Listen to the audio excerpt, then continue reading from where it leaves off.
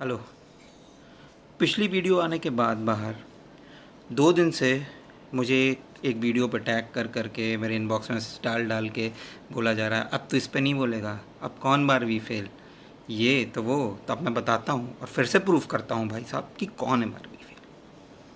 वो जिस वीडियो की आप बात बता रहे हो ना, पहली बात तो उनके घर वालों के लिए मुझे संवेदना है कि एक गलती की वजह से उनको किसी और की बॉडी मिल गई और उनके बेटे की बॉडी किसी और को मिल गई। इससे ज़्यादा उस केस में कोई भी गलती नहीं थी और इसके लिए मैं खेद प्रकट करता हूँ जिसने ये गलती करी है, उसके लिए सज़ा होनी चाहिए। तो भाई साहब, आपने एक चीज़ सुनी है ना, 100 सुनार की और 1 लोहार की।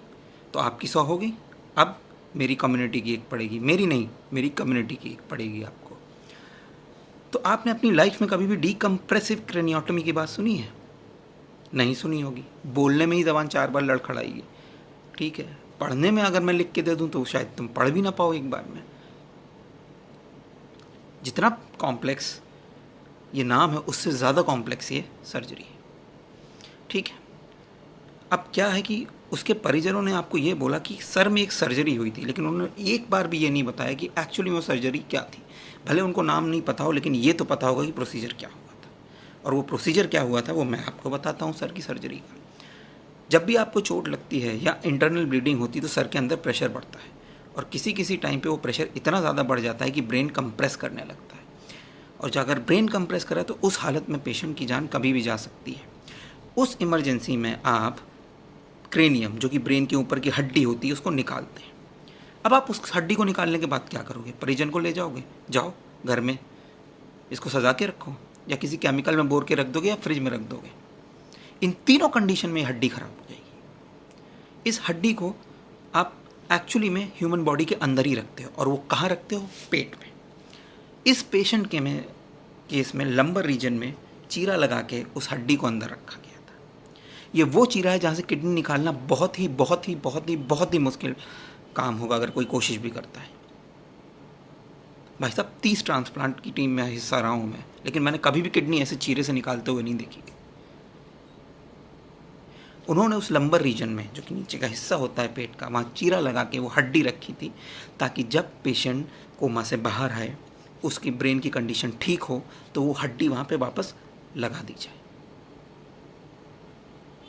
उसके बाद उनके अटेंडेंट्स ने क्या बोला कि वो थोड़ा हाथ चलाने लगा था, इम्प्रूव कर रहा था, बात कर रहा था। एक चीज़ समझिए, इम्प्रूविंग क्रिटिकल करके एक स्टेज होती है किसी भी पेशेंट के इम्प्रूवमेंट में। जब वो धीरे धीरे ठीक तो हो रहा होता है, लेकिन उस स्टेज में होता है जो क्रिटिकल है, जिसमें उसको कुछ भी हो सकता है उस टाइम पे। ये पेशेंट उसी स्टेज में था एंड अनफॉर्चुनेटली ही सकाउंड। लेकिन ये मरा वहाँ नहीं है ना, ये मरा वहाँ है जहाँ 80% से ज़्यादा एक्सीडेंट के विक्टिम्स, स्पेशली जो बाइक्स पे हैं वो मरते हैं, स्पेशली जो यंग लड़के हैं वो मरते हैं हेलमेट ना लगाने की वजह से। ये हेलमेट लगाया होता तो बहुत बड़ी पॉसिबिलिटी थी इसकी जान बच जाती। मैंने कितने पेशेंट देखे जो खरोंच तक नहीं आती अगर हेलमेट नहीं लगा, हेलमेट लगा होता तो।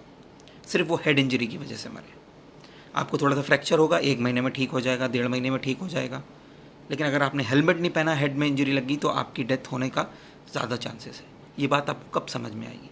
और तुमको लगता है मैं झूठ बोल रहा हूँ, तो वॉलंटरली किसी भी आईसीयू में जाके सर्विस कर लेना और खुद देख लेना अपनी आंखों से। इसके बाद अगर आपको ये भी गलत लग रहा है कि डीकम्प्रेसिव क्रेनियोटमी जैसा कुछ होता ही नहीं है, मैं मुंह से अपने दिल से बना के भेज रहा हूँ, ठीक है। तो एक काम करिए, मैं एक वीडियो शेयर करूँगा, एक लिंक शेयर करूँगा, वो भी इंडियन डॉक्टर का नहीं, अमेरिकन, क्योंकि आपको आज भी विदेशी चीज़ों पे ज़्यादा भरोसा है, तो भैया वो शेयर करूँगा और देख लेना। तीसरी चीज़, मेरे हर वीडियो पे ये आर्मी आर्मी आर्मी आर्मी बोलना बंद कर दीजिए, ठीक है ना। क्योंकि तुम लोग की जो मेंटेलिटी है ना, तुम लोग आर्मी का सिर्फ इसलिए सम्मान करते हो क्योंकि they are dying, but dying for free. जिस दिन उनको भी उतना पैसा मिलने लगा ना जितना एक डॉक्टर को मिलता, और मिलना भी चाहिए, कभी आवाज़ उठाई इसके लिए, उस दिन आप उनका भी सम्मान करना बंद कर दोगे। उस दिन आपके ही मुंह से निकलेगा, फ्री में थोड़ी मरते हैं, पैसा लिया है मरने का इसलिए मरते हैं, निकलेगा ही आपके मुंह से। इतने अच्छे नहीं हो आप लोग, हमको ह्यूमैनिटी सिखाते हो। एक एक्सीडेंट के विक्टिम को सड़क से उठा के हॉस्पिटल लेके आओ, क्यों नहीं लेके आए? कभी लेके आते हो? बगल से गाड़ी निकाल लोगे, भीड़ लगा लोगे, सब कर लोगे, उसको उठा के लेके आओगे? नहीं, कौन पड़े पचड़े में, कौन पड़े पचड़े में। और हमसे बोलते हो कि तुम्हारे 200 मर गए, तो कौन सी बड़ी बात है? हम पढ़ रहे हैं ना पचड़े में। भाई साहब सुधर जाओ। कहीं बाहर होगे, किसी गाड़ी में, किसी प्लेन में, ट्रेन में, और तुमको किसी दिन कोई इमरजेंसी हो गई, तो उस दिन तुम ये दुआ करोगे काश उस ट्रेन में, उस प्लेन में एक डॉक्टर हो जो आके तुमको देख जाए। उस टाइम तुम ये दुआ नहीं करोगे कि भाई यहाँ पे कोई ज्ञानचंद बैठा हो, थोड़ा ज्ञान ले लें, वो आके ठीक कर देगा।